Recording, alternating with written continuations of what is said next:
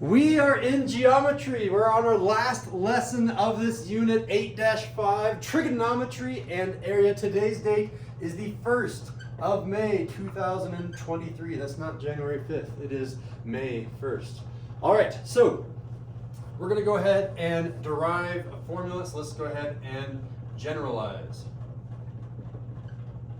We are trying to find the area of multiple polygons. By the end of this lesson, I will be able to give you something like a septagon, 1, 2, 3, 4, 5, 6, 7, and I'll tell you this length right here is 7 inches, and you'll be like, boom, I can figure out what the area of that septagon is. I can give you a nonagon, I can give you an octagon. It doesn't matter the polyhedra. By the end of this lesson, we will derive a formula that can find that area under any circumstance. So let's go ahead and give ourselves a random polygon, and we will again generalize it. Let's have some initial variables. Let's go ahead and say that S is going to be my side length, and N is the number of sides. So for my example, let's go ahead and work with a pentagon. If I make it a square, it's too easy. You can just do base times height. So we went to the next n after 4 is 5, so this is going to be a 5gon, aka a pentagon. We're going to assume that every single shape in this lesson and in this unit is going to be a regular shape, and that means that this length and this length and this length and this length and this length are all congruent. Not only does it mean that these lengths are congruent, it means that these angles are also congruent. That's what it means to be regular. So the way that we're going to start by solving these problems is I'm going to mark the center, and I'm going to try to find triangles. I'm going to connect my center to each of these vertices. By the way, if you're interested in vocab, the length that this is called the radius. Even though it's not a circle, it's still the radius of my 5gon or my pentagon. And notice how many triangles I have. Hold up your number of fingers. How many do you have? Oh yeah, that's right. We got 5 triangles. So in order to find the area of these 5 triangles, once we find the area, multiply that by 5, and we're done. That's the whole idea here. So my final formula is going to be 5 times the area of the triangles, and I get my answer. But 5 is really not going to be general. It's going to be the number of sides times the triangle. So I'm going to go ahead and change that automatically right now to an n instead of a 5. In our case, n is 5 because it's a 5gon. So how are we going to do this? Well, I'm going to look at the height of this triangle. Because of how I've defined this, height means I have a 90-degree angle, and I'm trying to find this length. Let's call that length x. I'm trying to find x. Well, I don't have any angles to work with. We're in a unit on trigonometry, which means we have to have at least one angle other than the 90-degree angle. We can either do that one or that one. And I'm going to tell everyone, let's use that one because it will be more generic. If I rotate all the way around, I have, shout out, how many degrees? 360. 360, but I have that divided between 5 triangles. So my angle, I'm going to try to find this angle right here. That angle is going to come from, it's only the right-hand side, not this entire angle. First, I divided the 360 degrees by the number of triangles that I have. But that will be this entire angle, so I need to divide it in half again. And now it's just this right-hand side. In our case, that's going to be 360 divided by 5 times 2, or 360 divided by 10. And you guys can shout out, this is going to be 36. So we have this angle here. In our case, it's 36 degrees, but we have a generic way of saying it, which is, can I switch my 2 and my n? It's making me feel weird. Usually you say 2n, so I'm going to say 2n. My angle is always going to be 360 over 2n, so that's kind of a generic formula that is nice. So in here, I'm going to say, okay, that's my 36 degrees. Let's extract that triangle and paste it over here. There's my dashed line. There's my triangle.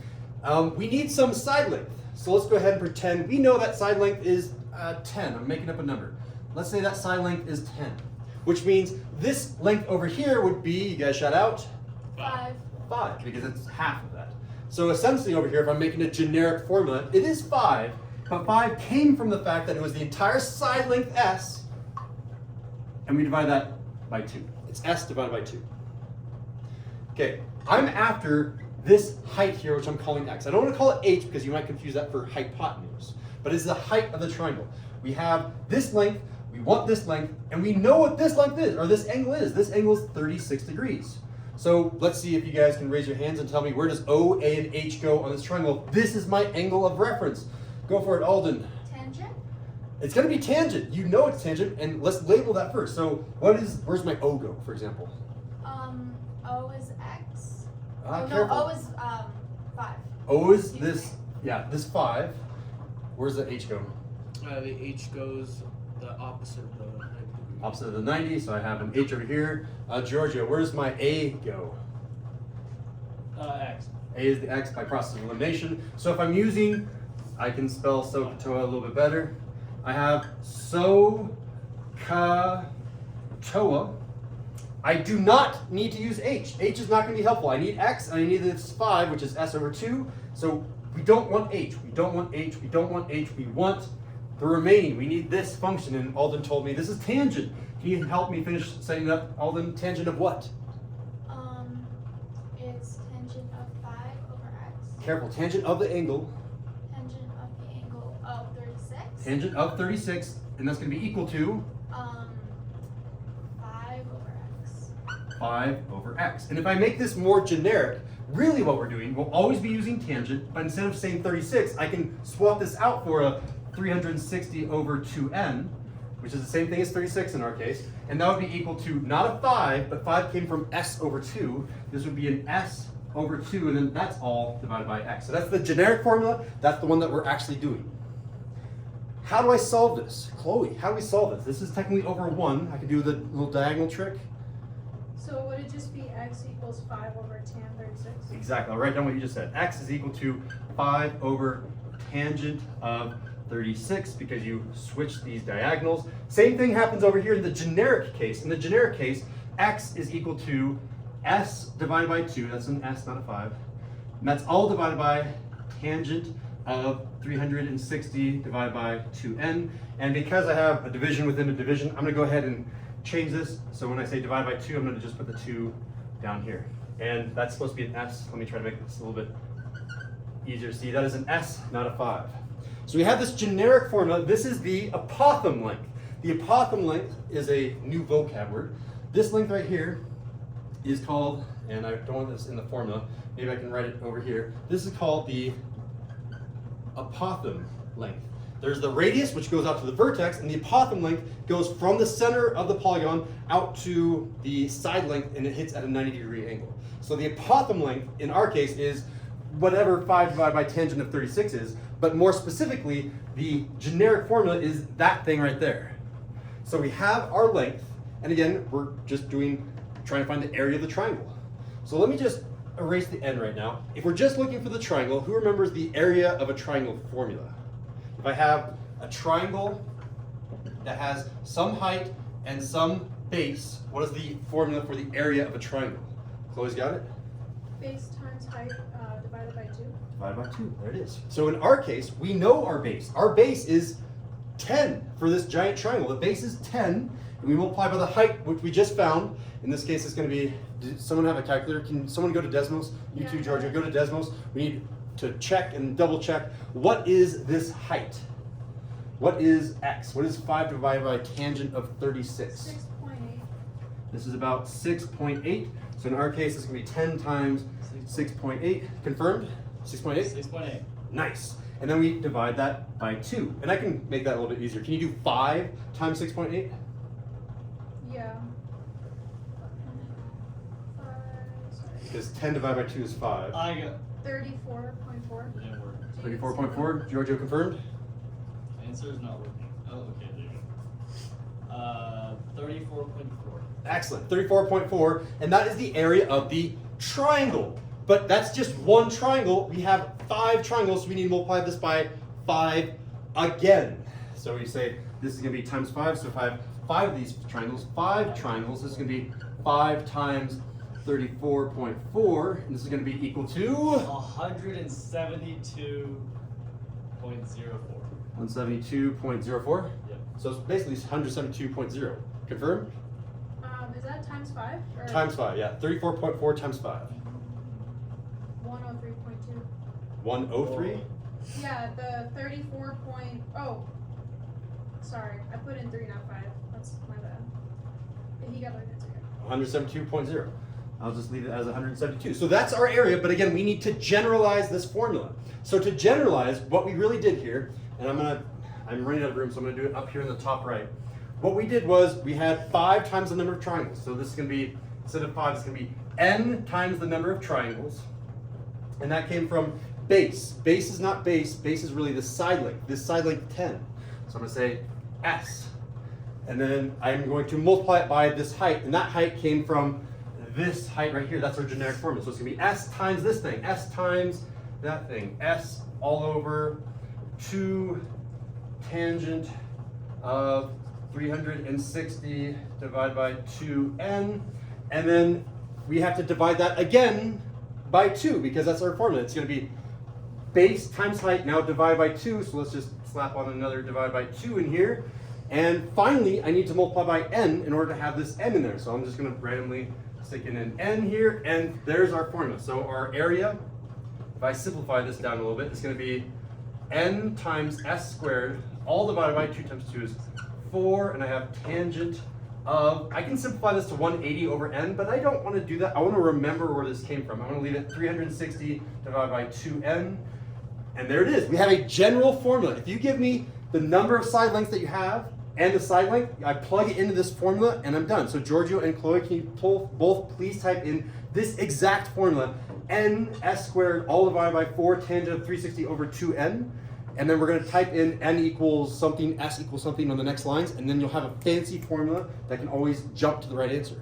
So what I'm going to do now while they're typing in that formula is I'm going to erase some of this so that I have a chance to test out this formula.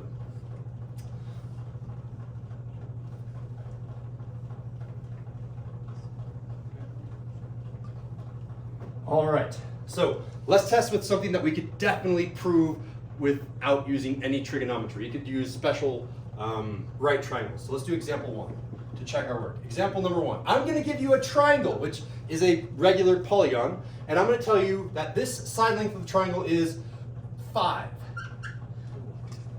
I want you to find the area using your new fancy-pantsy formula. What is n in this case? How many sides are there? N is 3. And what is the side length? I told you down here is 5. So you're going to type in this formula, n equals 3, s equals 5, and this formula should spit out a number, hopefully. Oh, I got a negative. I got 10.825.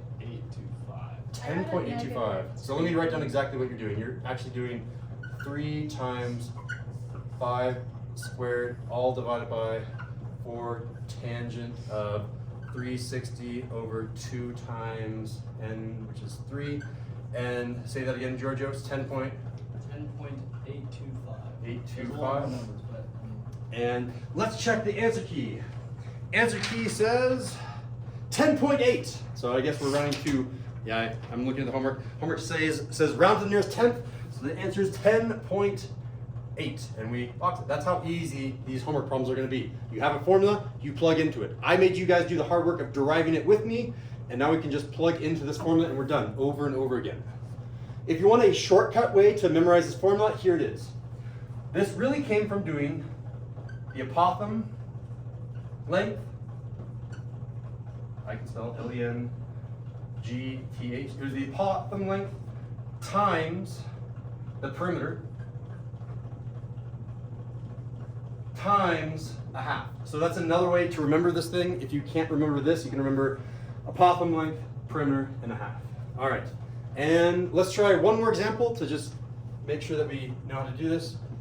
Let's do example number 2. This time, oh, what if I give you the perimeter? Okay, I'm gonna give you the perimeter on this one. I'm gonna tell you 1, 2, 3, 4, 5, 6, 7, 8, 9, 10, 11. I'm gonna give you an 11 gon. An 11 gon has a perimeter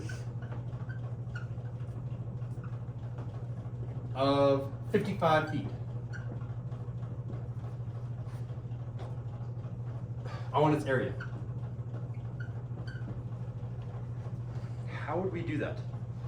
What is n in this case? Alden, what's n? N is the number of sides. Yes, so in this case, that number is It's 5. Oh, 11. Sorry. it's an 11 gon. Good. And what about S? The side length here. 55 divided by 3. Yeah, it's 55 divided by the 11, Oh. and you said that's 5.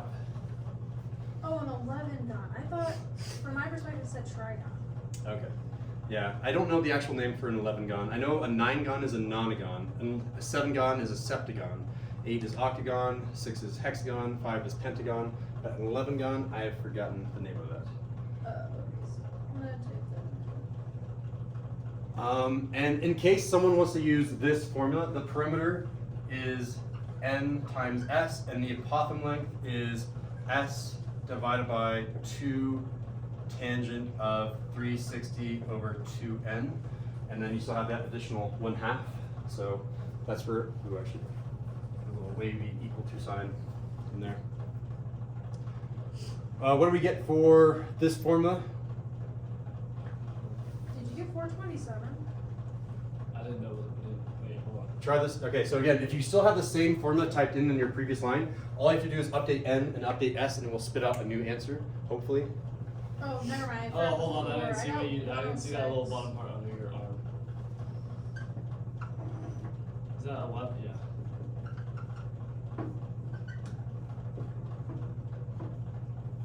Wait, equals 5? Wait. N is 11, s is 5. Oh. What do we get? 2, 3, 4, 5. I don't know how much you should do that. I got 106. 106. I can look at the answer key. I have one. I have 234.1 is the answer key answer. Oh wait, I'm sorry. I put in a. Chloe. Hold on. Chloe's confused and worse. You got this. I'm kind of confused on the formula, but I'm just gonna type in what you have. Okay. I got I can- 234. 234.1? Okay, yeah. There it is. Okay, I can come talk to you on the formula.